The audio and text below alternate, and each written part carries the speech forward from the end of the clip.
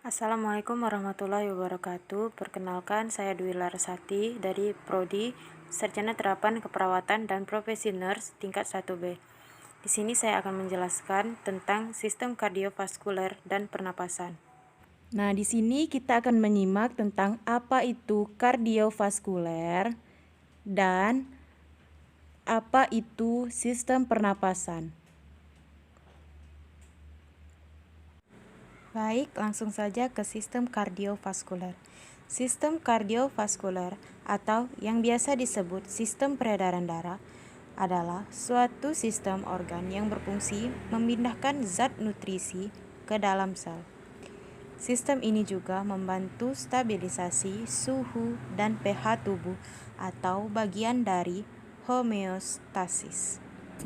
Ada dua jenis sistem peredaran darah terbuka dan sistem peredaran darah tertutup. Sistem peredaran darah juga merupakan bagian dari kinerja jantung dan jaringan pembuluh darah atau sistem kardiovaskuler dibentuk. Sistem ini menjamin kelangsungan hidup organisme, didukung oleh metabolisme setiap sel dalam tubuh dan memperhatikan sifat kimia dan biologis cairan tubuh. Pertama, darah mengangkut oksigen dari paru-paru ke sel dan karbon dioksida dalam darah yang berlawanan. Kedua, yang diangkut adalah nutrisi yang berasal dari pencernaan seperti lemak, gula, dan protein dari saluran pencernaan dalam jaringan masing-masing untuk mengkonsumsi sesuatu dengan kebutuhan mereka, diproses atau disimpan. Organ yang berperan dalam sistem kardiovaskuler yaitu jantung. Definisi dari jantung sendiri merupakan organ vital sistem peredaran darah yang terletak di dalam rongga dada dengan ukuran sekitar sebesar kepalan tangan. Fungsi jantung dalam proses sirkulasi adalah untuk memompa darah ke seluruh tubuh. Jantung bekerja sama dengan pembuluh darah dalam proses sirkulasinya. Pembuluh darah itu sendiri memiliki peran mengedarkan darah dari dan ke jantung. Darah juga merupakan komponen inti dalam proses ini. Darah mengandung oksigen dan nutrisi yang akan disalurkan pada setiap sel-sel tubuh.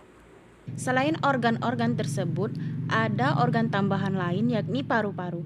Paru-paru tidak hanya berperan dalam proses respirasi.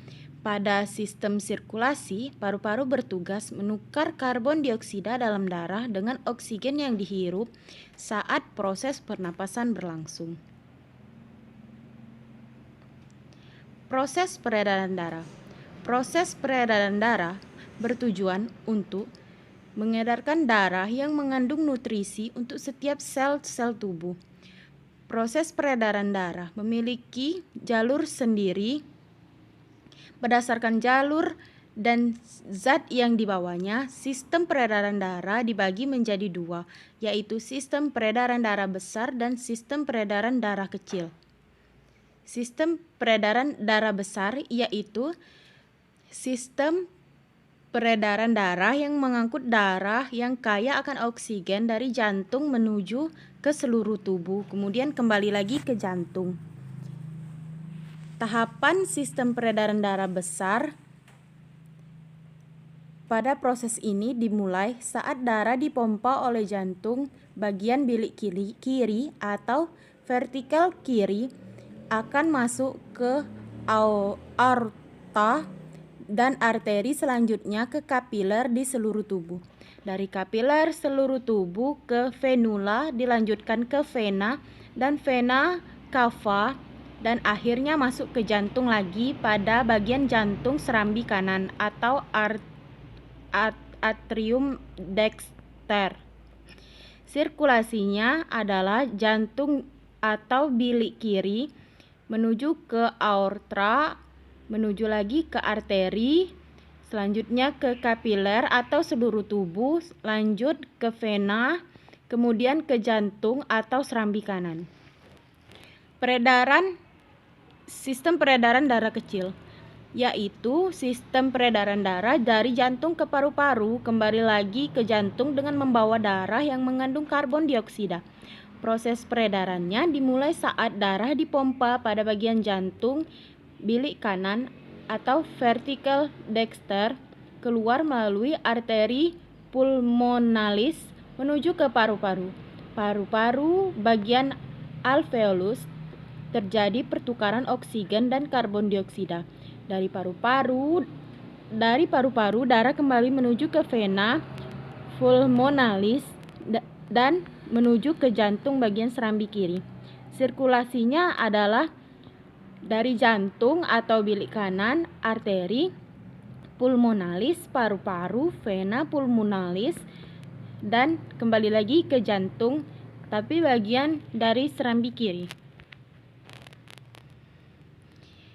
Nah, berikut ini adalah gambar jalur sistem peredaran darah besar dan kecil yang ditunjukkan dengan tanda panahnya. Seperti ini ya kira-kira.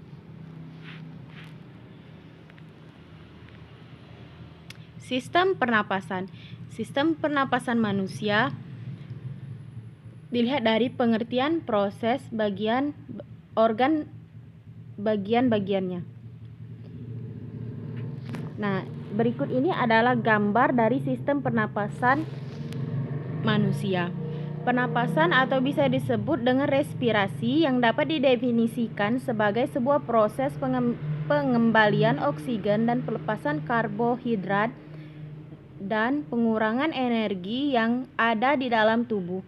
Ketika manusia bernapas, berarti sedang terjadi proses masuknya oksigen ke dalam tubuh dan pelepasan karbon dioksida ke seluruh tubuh.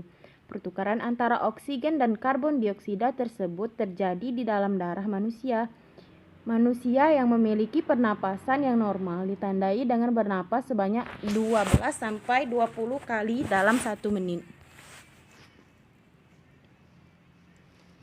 Kita lanjut ke fungsi sistem pernapasan manusia. Fungsi dari sistem pernapasan yaitu untuk menghirup udara dan menghembus udara atau bernapas.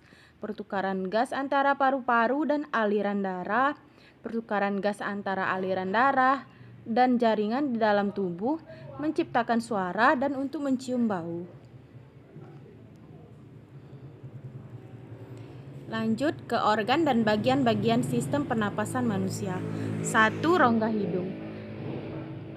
Udara yang berasal dari luar akan masuk rongga hidung. Di dalam rongga hidung yang berselaput ada kelenjar minyak dan juga kelenjar keringat.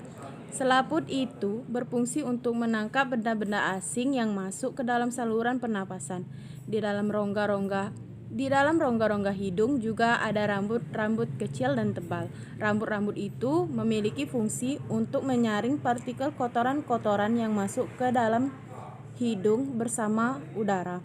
Selain itu, ada juga konka yang memiliki fungsi untuk menghangatkan udara dingin yang masuk ke dalam rongga hidung.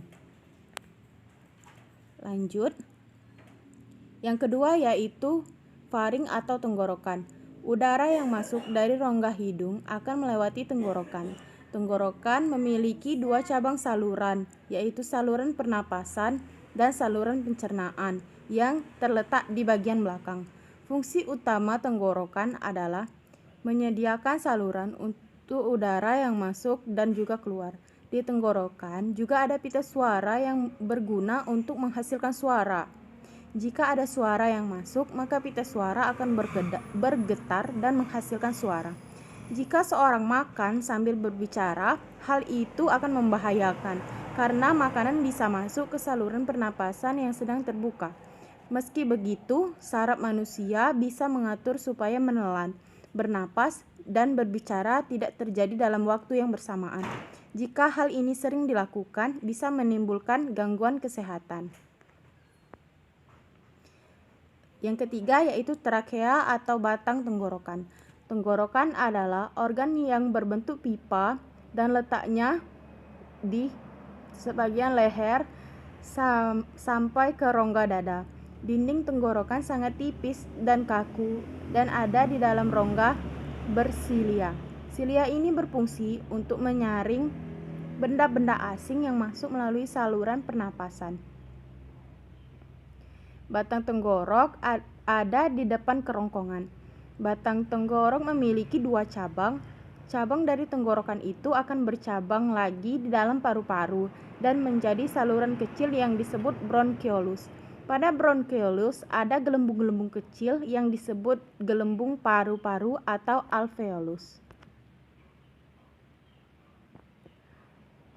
Yang keempat yaitu laring atau pangkal tenggorokan. Pangkal tenggorokan adalah organ pernapasan yang berbentuk seperti saluran dan dikelilingi oleh tulang rawan. Pangkal tenggorok memiliki fungsi rawan yang disebut dengan epiglottik. Tulang rawan ini ada di bagian pangkal laring. Pangkal tenggorok juga diselimuti oleh membran yang bernama mukosa. Membran tersebut memiliki epitel-epitel berlapis yang cukup tebal untuk menahan getaran-getaran suara yang sampai pada pangkal tenggorokan. Fungsi utama dari pangkal tenggorokan adalah sebagai tempat keluar masuknya udara dan juga tempat menghasilkan suara. Disinilah terbentuk yang disusun oleh beberapa tulang rawan pangkal tenggorok. Di dalam pangkal tenggorokan juga terdapat katup. Ketika manusia sedang menelan makanan, katup pada partikel tenggorokan akan menutup dan akan terbuka jika manusia sedang bernapas. Yang kelima yaitu bronkus atau cabang batang tenggorokan. Fungsi dari cabang batang tenggorokan adalah menyediakan jalan untuk udara yang ingin masuk dan keluar dari dan menuju paru-paru. Struktur dari batang tenggorok mirip dengan struktur batang tenggorokan. Yang membedakan hanya tulang rawan di cabang batang tenggorokan memiliki bentuk yang tidak teratur. Pada cabang tenggorokan juga ada cincin tulang rawan yang melingkari dengan baik. Cabang batang tenggorok memiliki cabang-cabang lagi yang disebut dengan bronchiolus. Batang tenggorok memiliki dua cabang, yaitu cabang di sebelah kiri dan kanan. Kedua cabang itu mengarah pada paru-paru dan bercabang lagi. Cabang-cabang kecil yang masuk ke dalam paru-paru disebut alveolus. Alveolus memiliki kapiler darah. Melalui kapiler tersebut, oksigen dan udara menuju ke dalam darah. 6. Pulmo atau paru-paru. Paru-paru berada di dalam rongga dada bagian atas. Di samping paru-paru ada tulang rusuk dan di bawahnya ada diafragma. Paru-paru terbagi menjadi dua bagian, yaitu bagian kanan dan kiri. Paru-paru bagian kanan terdiri atas 3 lobus, sedangkan paru-paru kiri memiliki 2 lobus saja. Paru-paru diselimuti oleh selaput yang tipis. Di dalam paru-paru terdapat cabang dari bronkus, alveolus, dan pembuluh darah. Bronchiolus memiliki cabang-cabang lagi yang disebut dengan bronchiolus respirasi. Paru-paru menjadi tempat pertukaran oksigen dan karbon dioksida. Proses pernapasan pada manusia. Nah, di sini kita bisa melihat yaitu ada mekanisme pernapasan dada dan pernapasan perut. Nah, kita bisa lihat dan bisa baca di sini.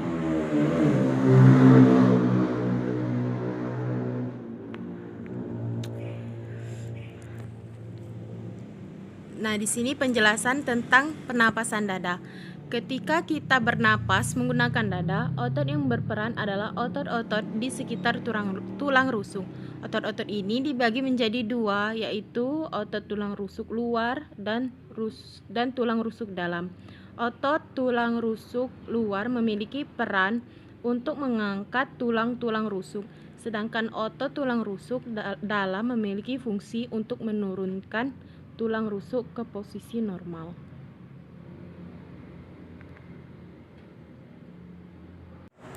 2. Pernapasan perut. Pernapasan perut ini terjadi jika otot diafragma menjadi rileks dan otot yang ada di dinding perut menjadi kontraksi. Hal ini akan menyebabkan bagian dalam rongga perut menjadi terdesak ke arah diafragma, sehingga hal tersebut menyebabkan posisi diafragma menjadi cekung ke arah rongga dada. Nah, berikut ini adalah cara memelihara organ pernapasan. Yang pertama yaitu hindari merokok, rutin berolahraga, hindari paparan polusi, menjaga kebersihan, dan minum air mineral, dan selalu mengkonsumsi buah dan sayuran setiap harinya.